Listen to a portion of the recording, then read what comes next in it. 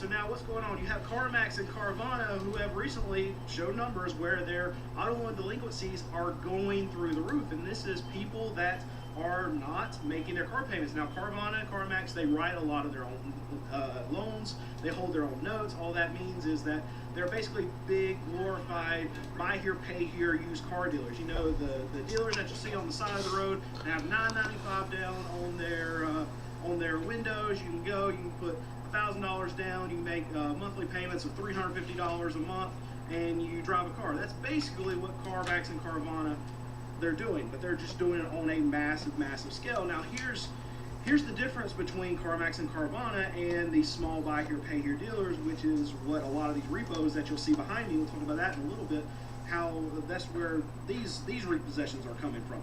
Well, with CarMax and Carvana, they have shareholders, they have stock prices that they have to pay attention to, and they have to keep as high as possible. $13,655 per child annually, more than K-12 public school spending per student. The government considers 7% of income affordable. We're at 16%. Most developed countries offer public preschool. America does not. We're forcing families to choose between children and financial stability. 5. Forced dual income trap. The single income household is dead. Both parents have to work multiple jobs and they still fall behind. I have 3 jobs and I'm still struggling. I am a teacher. I tutor after school. I just got through with one of my tutoring sessions actually, and I also make content. I have 1 full-time job with full benefits and then 2 part-time / contract jobs, and I am still struggling. The solution is not to get a 4th job. There's something wrong with this world. Something has got to give to where we live in a world where people can work multiple jobs and they're still struggling. What does that say? Like, the solution isn't you need another job or you're just lazy and you don't want to work. We're working multiple jobs. What more do we have to do in order to live comfortably in this world? I think it's ridiculous. 3 jobs and still struggling. In the 1970s, 49% of women with kids under 18 were stay-at-home moms. Today, 83% of middle-class families cannot survive on just one income. Both parents have to work, yet purchasing power barely moved since the 1970s. Our grandparents had 1 factory job and afforded houses, cars, and vacations. We work more, we have less. 6. Savings collapse. What's the point of working if you can't save anything? If every dollar is spent before you earn it? Explain this to me. Why? At 54 years old, and my husband's almost 60, our whole entire life, well, not entire life, but you know what I mean, our adult life, we have worked hard. We've raised 2 beautiful kids. We've paid our bills. We've paid our taxes. We are nowhere in life. We still live paycheck to paycheck every week or every 2 weeks. Our retirement, little, very little. Where did we go wrong? We're good. Blessings for that. Good family life. You know, we didn't do extravagant things in our life. Still struggling paycheck to paycheck. There again, we don't have much and we want to retire. We want to retire before I'm in a wheelchair or I can't walk. I want to be 90 and not retire. So if you have any answers, please let me know of one that I found.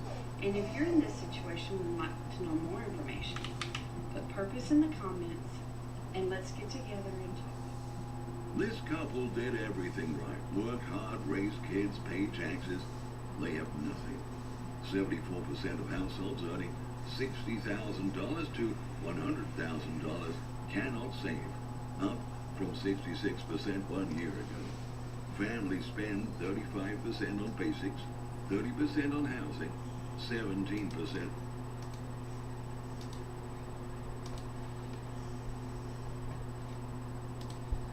I'm going to talk a little bit more about that. When are the layoffs really going to start to increase in the future? But one aspect of this job market that I actually kind of want to talk to you guys about, in case you're someone who might be looking for a job, or maybe you're fearful that you might lose your job, or maybe you just want to understand what sectors of the economy are doing best. I want to break out some data on the job availability by sector and field, because this is very interesting. What are the sectors where there's a lot of job openings? What are the sectors that are in a massive recession right now? There's a lot of differences across the U.S. economy. It's not a one-size-fits-all situation by any means. And, if you find yourself to be in certain professions, everyone, you're actually still going to find good demand. For instance, therapists. Demand for therapists is way up compared to pre-pandemic. According to Indeed, job postings for therapists are up 85% from pre-pandemic norms. Job postings for physicians and surgeons are up 84%. Job postings for civil engineering are up 56%. Job postings for veterinary is up 48%.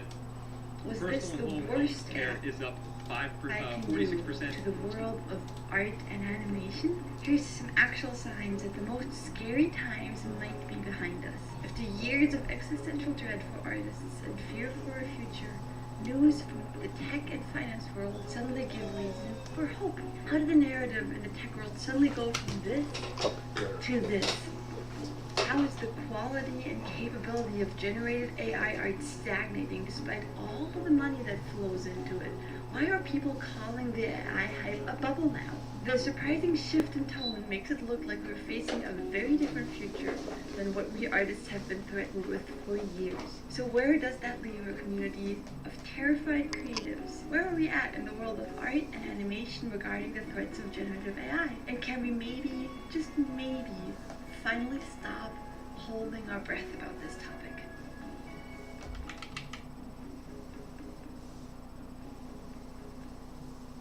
Hi, I'm Kim. I'm a freelance visual development artist in the world of animation. And if you're like me, you might find this whole topic so scary that you might tend to always shy away from it and look the other way whenever someone talks about generative AI and how fast it's growing and how powerful it's getting.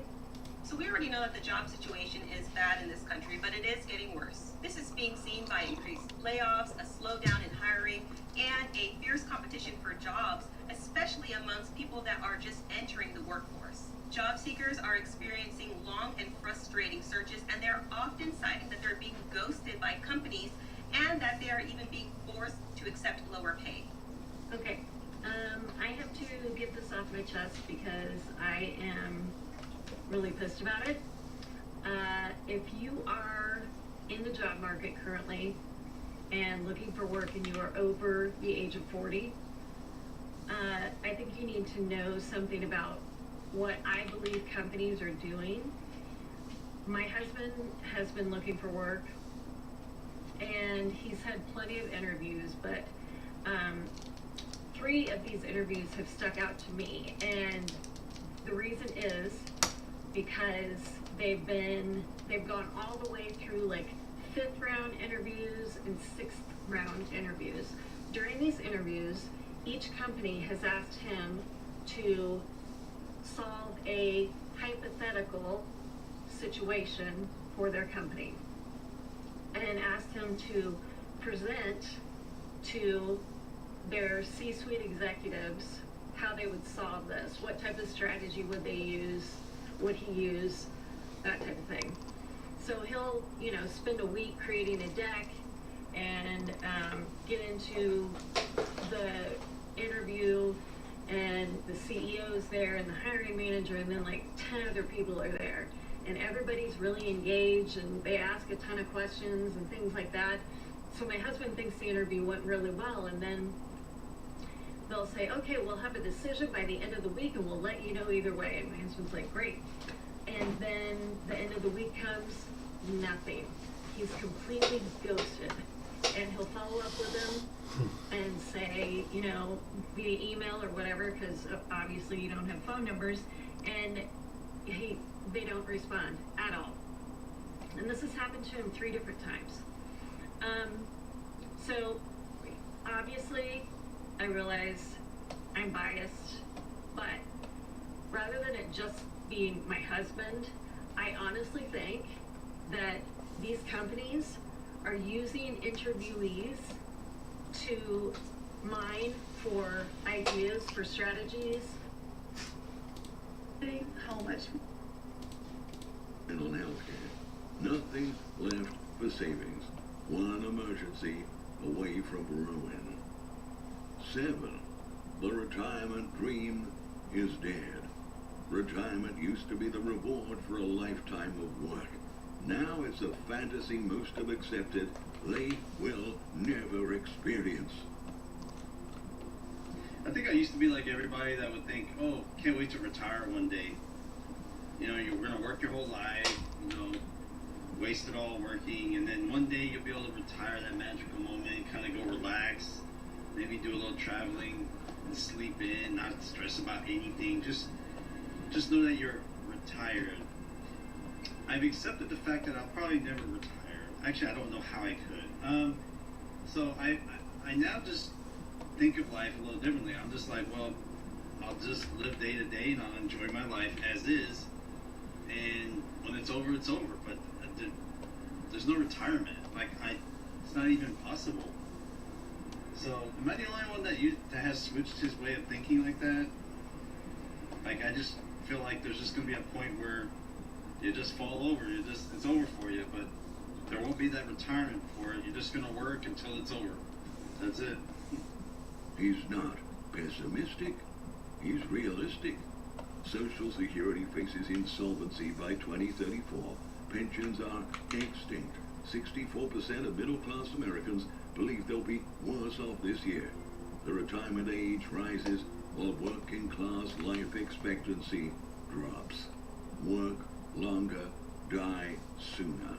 That's the new American dream. 8. Credit card dependency epidemic. When you can't afford necessities with cash, you use credit. When credit becomes survival, you're trapped forever. I'm $89,000 in credit card debt, and I'm here.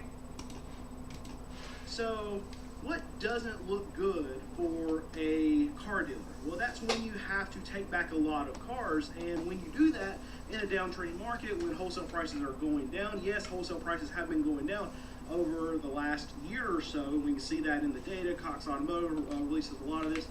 What you see is that, okay, you're going to end up losing a lot of money because there was a lot of people about 12 months ago, about 18 months ago, that were paying way, way, way overvalued for a lot of these used vehicles. And those loans are the ones that aren't getting paid for right now. So if you have this big wave of repossessions that's hitting the car market, well, all of those vehicles are worth way less than what they were 12 months, 18 months, and a lot of these consumers are underwater right now. And when you have all these repos that come through the system, well, Carvana and CarMax can actually get hit pretty hard by losing a ton of money by going to pick up these cars. And what we also know about repossessions is that when people stop making their payments on these cars, well, they stop taking care of them too, because they know that they're going to lose these cars. So why would they keep them up? A lot of repos, in the case of my car dealership, when I come here and look at cars, it's very rare that we'll even look at repossessed cars because they are the worst of the worst and worst. And I buy and sell cars that are $5,000 and under, so that should tell you volumes, speak volumes of how bad these repossessed vehicles are. And I'll go up here and I'll show you a couple of them whenever I walk up this hill right here.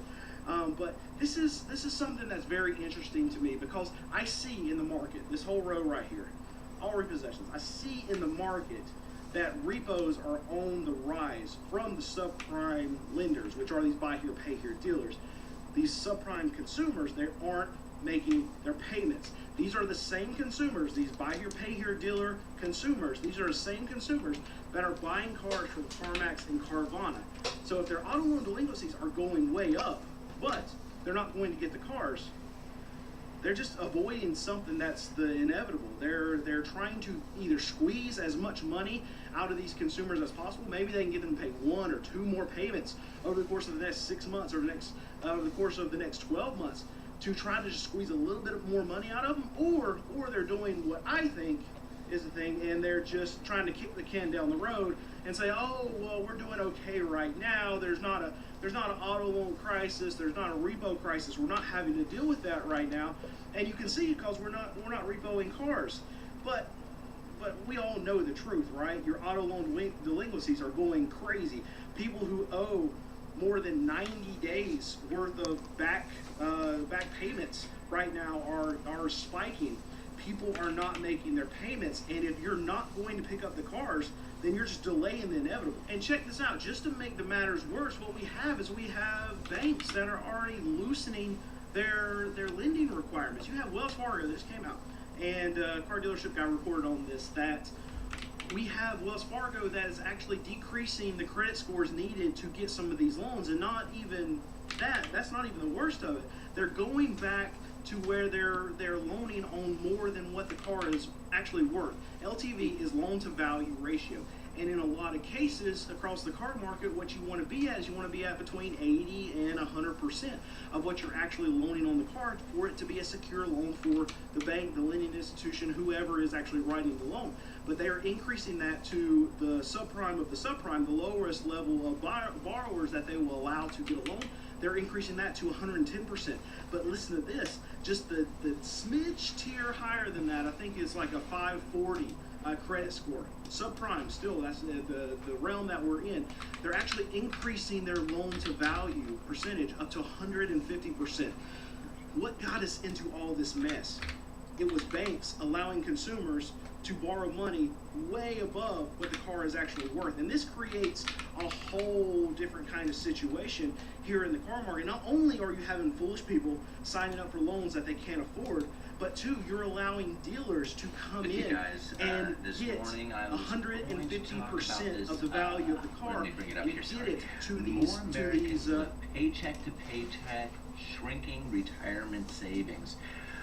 Pretty interesting article to go through some of the things that they're talking about in here, because it goes right along with everything that I have been saying about inequality, the Cantillon effect, and what it is that's been taking place here within our economy, not only for centuries, but here over the last few years, as people want to direct their attention towards political events or corporate greed or something of that nature. We really have to understand the underlying economic forces that are taking place. Now, I'm going to read through this article a little bit, and again, it just kind of shows the signs of the times. It goes, according to the 2025 Goldman Sachs, quote, New Economics of Retirement, there's a link down in the description for the article to this, report 42% of Generation Z, Millennials, and Generation X said that they are already living paycheck to paycheck.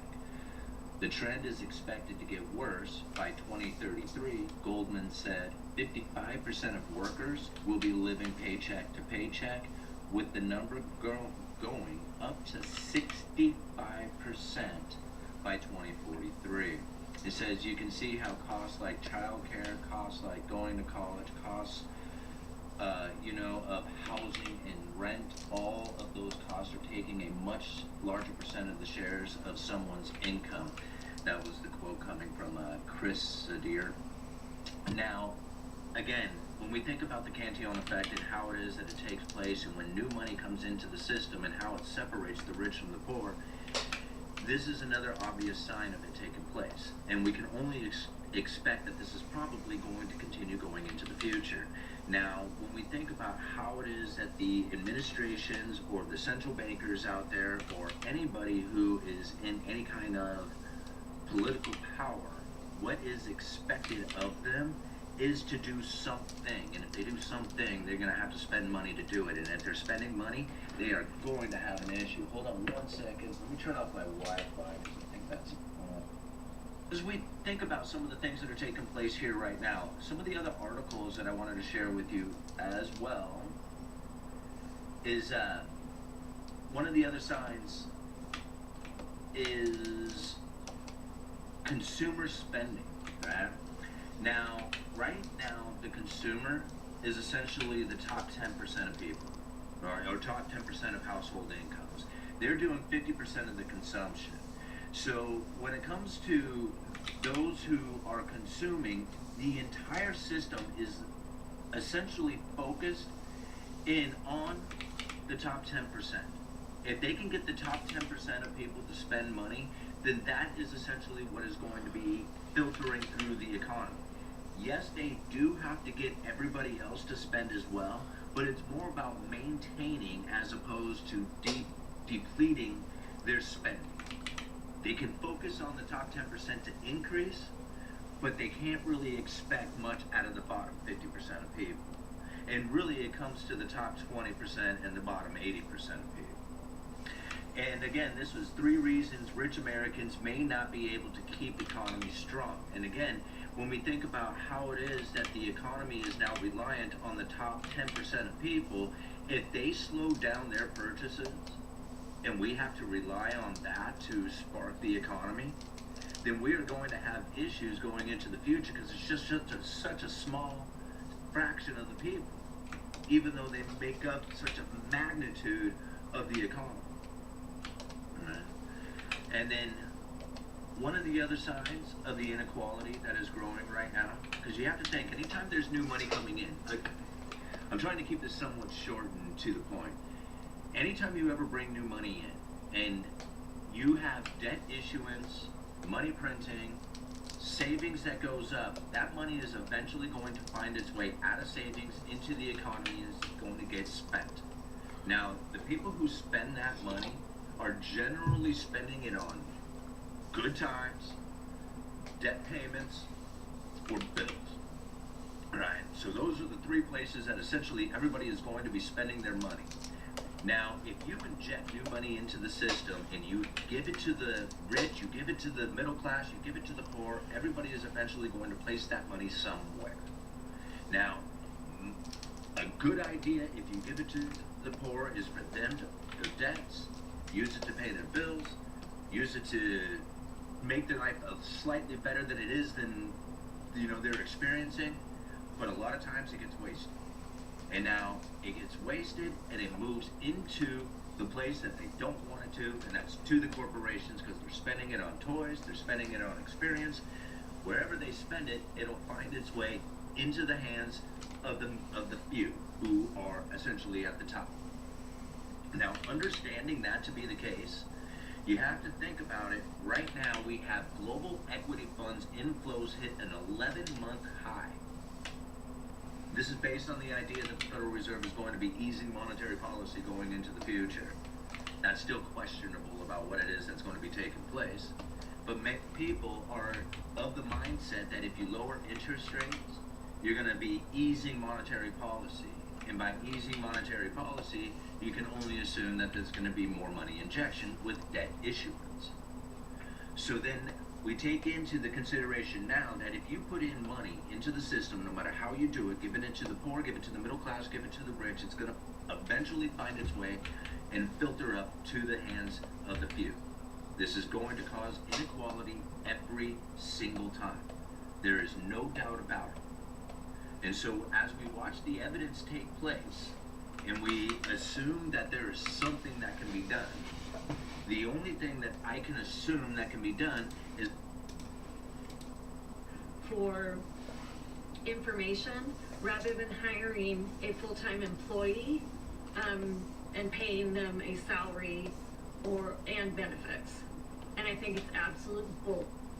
And they know that there's nothing that interviewees can do about it because out here we are desperate for jobs. And companies don't want to hire right now because the economy sucks. And we're just like, we got to take it up and it sucks. And I could just be crazy thinking this, but maybe I'm not. Maybe this has been going on for a while. But if anybody else has had this issue, I'd like to know. This is a rant for all the people that are currently unemployed or have been laid off in the past 2 months, or the people that have been laid off or didn't have a job and they were able to find one. What are we doing? How are we finding jobs? I've tried to work my connections. I've applied to so many jobs that LinkedIn crashed the fuck out and it told me I could not apply for any more jobs that day. So like, I don't know what I need to be doing. I feel like I've taken all the steps I need to. Like, I've talked to recruiters, I've talked to old bosses, like all these different people, and like, I just genuinely don't know what to do. And I'm starting to freak out because one, like, I obviously need money. Like, I have a home, I have a car, like, I have a life. But like, I'm also so almost mentally burnt out that I don't know what else to do. Like, what's going on? What can I do? I'm genuinely asking for help right now. And before anybody gets in my comment section and says like, go get a serving job, go work at Target, like, yeah, that's definitely on the list. But I have a f***ing health and exercise science degree. Like, my whole background is in sales. Like, I'm capable of more than doing like that kind of job. I'm not like above it by any means, but like, with my experience and my education, I should be able to get a good job. And I'm not saying those are not good jobs. I'm just saying, with what I have and what I've worked for, I should be able, like, I am so qualified for these jobs that I'm applying for that I am not even getting responses back. Or like, just last week I've had a couple interviews, and I don't get any like feedback, nothing when I reach out to them. And one, it's rude. Two, why are you wasting both of our time? You know, like, I don't know. Especially when I talk to somebody and they genuinely seem like interested in me, and then I reach back out and I ask about like salary expectations or like whatever, and then they just ghost me. Excuse me? So this is me coming on here asking people that have found a job or are currently looking for a job, like, what are we doing? I'm genuinely like, I need help. My company just sent out an email that they are laying off a large group of people tomorrow morning. In case I'm going to break down my cards to tell you how much I have on each card and what my payment is each month on each. To these consumers, I give you an example of this. So say this F-150, this is a trashed F-150. We're just going to use that for the example. Let's say this on the book, the value of this vehicle for loan value is $10,000. Well, a consumer can walk into a car dealership, and because that car dealership knows that they're hooked up with Wells Fargo and that they're able to get the loan value of 150% on that F-150, they can actually sell that F-150 for $15,000. So that consumer now is getting into that car for $5,000 more than the car is actually worth. So here's where the setup for disaster is, and now why we're living this auto loan delinquency nightmare here in the car market is that consumer, after 4, 5, 6 months of actually paying for that truck, they just stop paying for it. Well, now what happens? Well, that truck, maybe they paid down $500, but they're paying mostly interest at the beginning of that loan anyway. So now, okay, the loan value or what's owed on that actual vehicle, what that customer borrowed, is down to $14,500. But that truck is still now only worth $10,000 because that's what it was worth whenever they got the loan for that truck. There's $4,500 of deficiency of negative equity that's in that truck, and now that customer is still on the hook for that, but they're never going to pay it. And then you have thousands and thousands and thousands and thousands of scenarios just like this that's going to happen in the car market. We're already seeing it right now. Think back to Dodge Chargers and Challengers, are my favorite example that have gone through the car market. That's 2 years ago. What were consumers paying? Well, if the MSRP was $50,000, they were paying $10,000 and $20,000 over sticker for these Chargers and Challengers. Then the market dropped, right? And now, I mean, you could have gone in probably 12 months ago, gone and got a Charger or Challenger for $10,000 under MSRP because of all of Dodge's problems, and it creates this $25,000 worth of negative equity that a lot of these consumers have built up. And what have they done? We see the delinquency rates; they just stop paying. And in a lot of cases, Carvana, CarMax, Wells Fargo is probably going to be the same way. We're going to see all of these financial institutions that are loaning all this money. They're going to try to kick the can down the road because nobody wants to say it. Nobody wants to say that we have a repo crisis on our hand. Right now we have an auto loan delinquency crisis, and we'll see that in the numbers, and we'll see that places like CarMax, they'll increase their loan loss provisions because they have auto loan delinquency problems. But they don't want to say the R word. They don't want to say that repo crisis word, right? Because that's when you start losing big time money. That's when you have people that are actually walking away from their loans. That's when you take the cars back to auction, try to dump them. That's when you start flooding the market with a bunch of junk inventory that a lot of dealers don't want to buy, so it doesn't bring a whole lot of money. That's when you have banks that lose tons and tons and tons of money here in the market. And it's very similar. It's not going to hit grand, it's not going to be a massive, wide sweeping crisis like we saw back in 2008 with housing, but it's a very similar setup to what we see in the car market right now as to what we saw back in 2008 with a lot of lending with houses. And check this out, I can show you a little bit about what some of these repos actually look like. They're the worst kept cars in the car market and why I try to avoid them. Here's a Ford. I mean, you got burn holes in the seat from your cigarettes. You have seat covers. I don't want to lift it up because I can only imagine what's there. You got, that's the engine cover. That's in the back seat of this car. It's filthy, it's dirty. You got stains all in the seats, things I don't want to touch. Look, the seat has even been unplugged. There's a vent that's down there that's just loose under the seat. These are the kind of things you have. You have two different issues with a lot of these repossessed cars. You have cosmetic problems, people just tearing up the car, being nasty. You have things like scratches all over the hood. You can see where that car has been just absolutely destroyed. More dirt, and then on top of that, you have stuff like things being unplugged. You have things that don't work in these cars. And why would these people fix these cars if they know that they're not making the payments on it? They know that they're going to get repossessed, so they're not going to take care of any of these cars.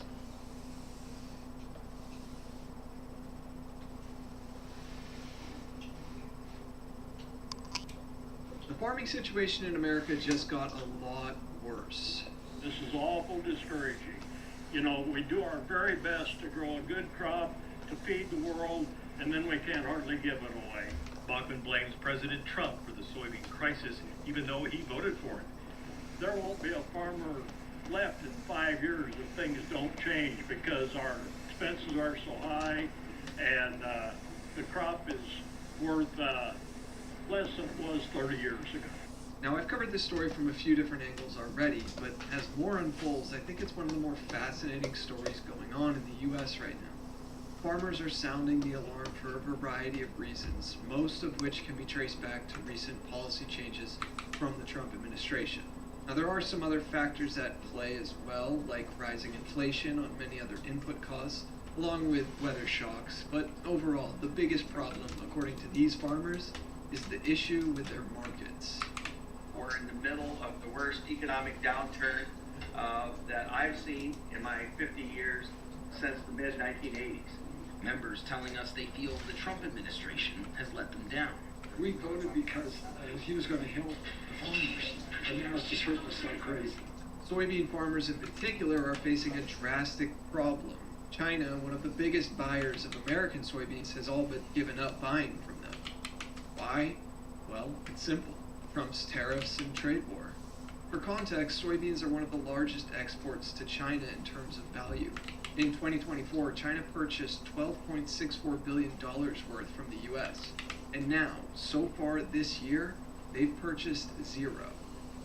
The result of the tariffs has been devastating for soybean farmers in particular. Currently, 25% of our soybeans grown in the United States, 1 out of every 4 rows of soybeans goes to China. Right now, China has purchased 0 soybeans. But if you thought that it couldn't get any worse, well, it did. A photo of a text message to Treasury Secretary Scott Bessent was taken last week at the UN in what appears to be from the Secretary of the USDA, where it reads, "Finally, just a heads up, I'm getting more intel, but this is highly unfortunate," the text said. "We bailed out Argentina yesterday, and in return, the Argentines are removing their export tariffs on grains, reducing their price, and they sold a bunch of soybeans to China at a time when we would normally be selling to China. Soy prices are dropping further because of it. This gives China more leverage on us." I know some of you are wondering what exactly that message means, so I'm going to break it down. In late September, Argentina suspended its export taxes on soy, corn, and wheat.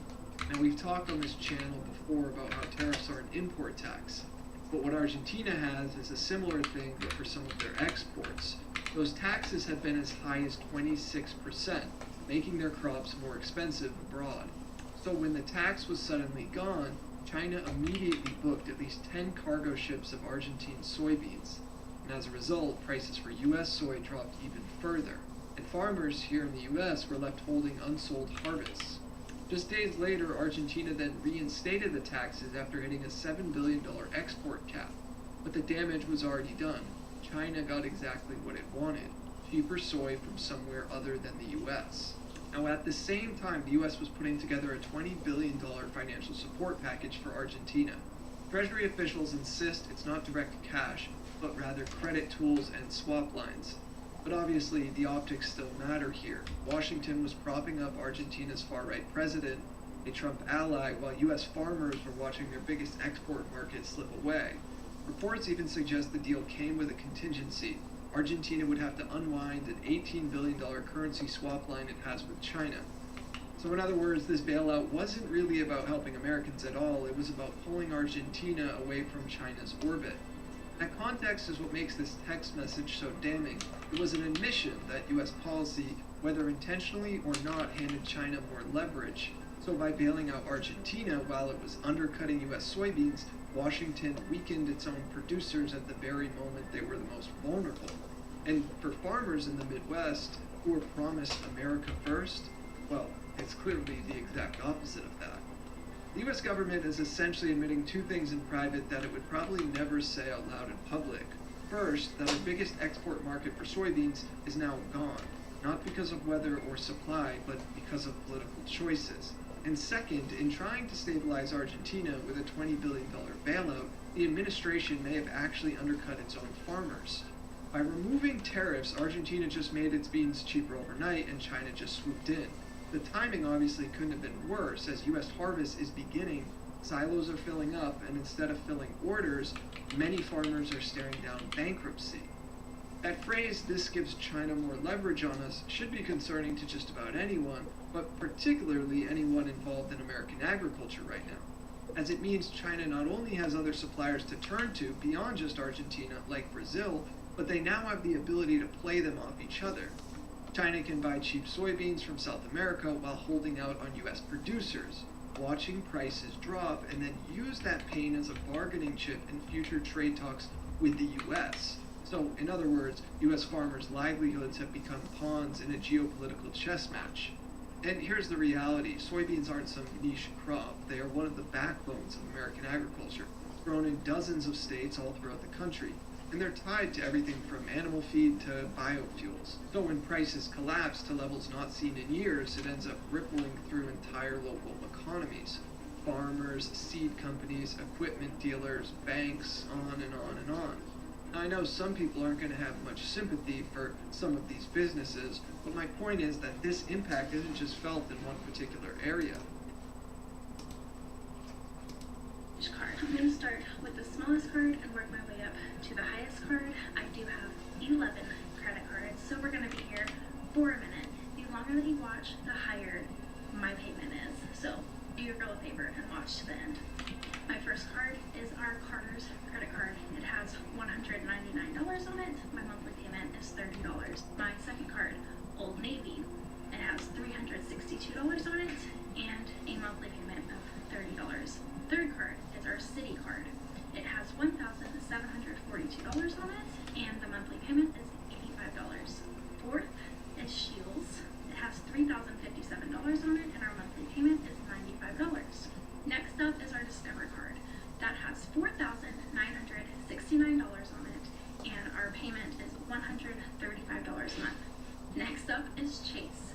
That has $5,615 on it and our payment is $153 a month. Next up is my personal Military Star card. That has $7,860 on it. The payment is $170 a month. Next up is my husband's Military Star card. That has $8,095 on it and the payment is $175. These are the fun ones. Next up is our Visa Platinum. That has $11,503 on it and our monthly payment is $285. Our Visa Cash Rewards card, that has a total of $20,300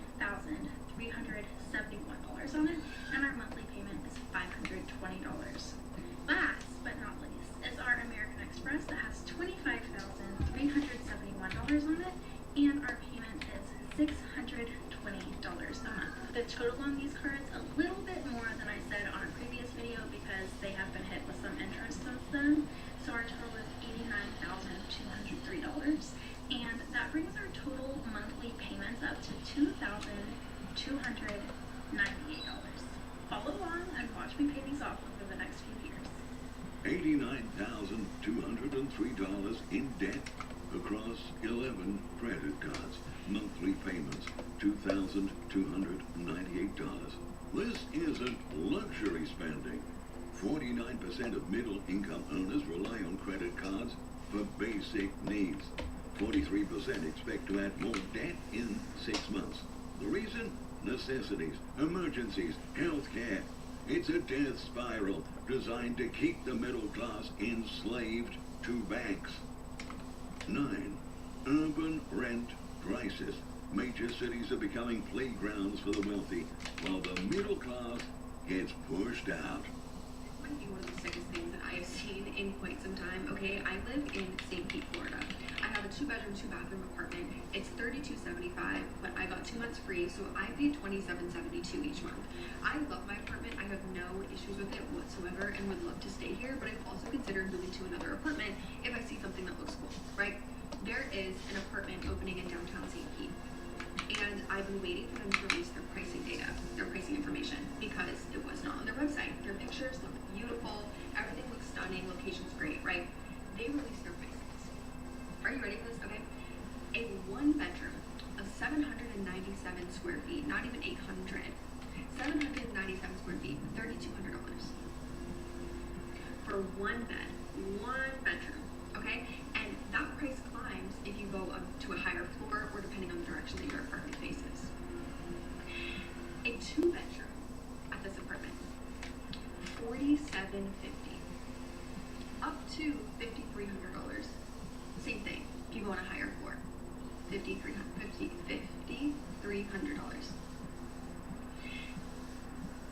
Am I crazy for thinking that's insane? Insane. Okay. I recognize the privilege of being able to afford the apartment that I currently have. The fact that Sports, interestingly, sports job postings are up 47%. Dental job postings are up 38%. Pharmacy job postings are up 28%. Medical technician postings are up 28%. Logistical support up 28%. What do you guys notice actually about the top 10 fields where the job postings are still really high? Can you guys spot the similarity in the trend? It's a lot of healthcare jobs. It's a lot of healthcare, therapy, physicians, vet, personal home and healthcare, dental, pharmacy. It's a lot of healthcare. That's where the job growth is in the economy right now. And if you actually isolate healthcare jobs, they're up 38% on job postings since before the pandemic. So if you work in healthcare, you're not seeing a recession right now in your job market. In fact, you're seeing buoyant demand in your job market. However, if you work in other fields and industries, for instance, if you work in software development, there is a major recession right now. Job postings in software development are down 37% from pre-pandemic norms, according to data from Indeed. Media and communications job postings down 36%, according to data from Indeed. Scientific research and development down 31%, marketing down 23%, arts and entertainment down 23%, human resources down 15%, architecture down 14%, hospitality and tourism down 12%, retail down 11%. So this is the bifurcated nature here of the U.S. job market. On average, there's about 4% more job postings than 5 years ago, which isn't very good since the population has grown so much. But we have these sectors here in orange that are really going down. And what I think is interesting about that is a couple things, right? I start actually thinking about real estate when I look at that. And I think, well, if there's lots of job postings in healthcare, then what areas of the country are going to do better? What neighborhoods are going to do better? Well, it's going to be ones near hospitals, right? If there's a city that has a big healthcare presence, I'm thinking Cleveland, I'm thinking Pittsburgh, I'm thinking Boston. Those cities structurally are going to do better through this labor market recession because the industries that power those cities in terms of their job market and their real estate market are doing better. Conversely, think about areas that are really exposed to tech and media. Right? Areas really exposed to tech and media in their local economy are going to struggle in this labor market recession. California is the first place I think. California, in LA, a lot of that economy is based on media. and the job postings are down 35%. In fact, the Wall Street Journal just had an article today about how the job market in Los Angeles is really bad right now. Let me just pull this up, guys. This is really, really interesting. According to the Wall Street Journal, LA's entertainment economy is looking like a disaster movie. And I read this article this morning. It's actually kind of sad, everyone. A lot of the traditional creatives in Los Angeles, they are really having difficulty finding work, working in movies and TV shows. A lot of that's been offshore to other countries. And there's some crazy, crazy stats here talking about different people in LA who are struggling to find work. Occupancy rates of sound stages for studio productions in greater Los Angeles has plummeted from 90% to 62%. Wow. The number of writers who are reporting earnings has gone down probably by about 15% over the last 2 years. And so this is just one example, right? I showed you guys the data on the decline in job postings in media. Well, the Wall Street Journal today just wrote an article about it in Los Angeles. So think what that means for Los Angeles' housing market, Los Angeles' rental market. You know, we're seeing a labor market recession unfold right now in Los Angeles. It's not good what's going on there right now in the job market, and that's likely something that's going to spill over into the real estate market. Because if people can't find jobs, if people are forced to leave, are they going to buy a $1.2 million house in LA? Are they going to be able to afford the $3,700, $3,800 rent in Los Angeles? Probably not. So I would start paying attention. If you're a home buyer investor who wants to buy a house in the next 6 to 12 months, I would really actually also start paying attention to the labor market signals that are coming out of your area, because they could have a big impact on what's going to happen with home prices. Like, you don't necessarily want to buy a house right now in an area where the job market's in recession, because it could mean it's going to go down by more. Now, conversely, this could also lead to opportunity, right? If you've been someone who's been waiting on the sidelines and you're in an industry that's not exposed to the labor market recession, and you feel confident that you're going to keep your job and you've got a lot of cash stacked up, you could potentially use this as an opportunity over the next year to buy some distressed properties, buy some distressed properties at discounts. And I think, ultimately, we're going to have to see more of that in the future to bring more homes to the market, home prices down, and money is thrown into it and how it might potentially shape our future as artists. But recently, the tone in U.S. tech companies and finance worlds have been slowly shifting, and I mean dramatically shifting. And while we, of course, never know what the future might bring, I think we have a real reason to be carefully optimistic here. It all started a few weeks ago when Sam Altman, the CEO of OpenAI, gave a private dinner and admitted to OpenAI having really screwed up. People might have gotten overly excited about AI, that some investors will probably lose eventually a lot of money to generative AI, and he even used the word bubble. And people have been kind of losing their shit over it. The reason for this statement was the release of ChatGPT 5 prior to that dinner. I didn't really follow it, but apparently it came out late already, and when it did come out, it was not the quantum leap that everyone was expecting. That has been announced and promised by OpenAI, and within hours of release, it kind of became a topic of ridiculement and disappointment all across the internet. People calling it overdue, overhyped, and underwhelming. And it's not just ChatGPT and language learning models that are facing this problem. All throughout the tech world, AI has been stalling. That's not what big tech companies have told us what would happen. They thought that AI would just keep getting better and better with every release, and with time, training itself, getting smarter than humans, replacing entire sectors of jobs, becoming more and more impressive at an exponential rate the more art and data it consumes. They call this the scaling law.